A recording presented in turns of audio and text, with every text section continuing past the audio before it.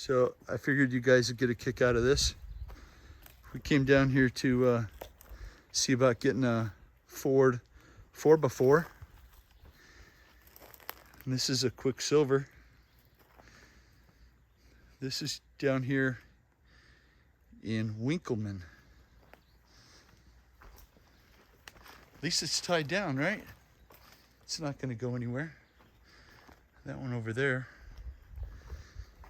This is a shame, really, huh? Let's see if I can get. There's no wheels left. It's sunk down. That's a tricycle landing gear. Which one is this, Paul? Challenger? This one's a Challenger? Yeah, Challenger 1. Challenger 1. Ultralight. Rotting away. Hey guys, thanks for watching. Interesting stuff today. Take care.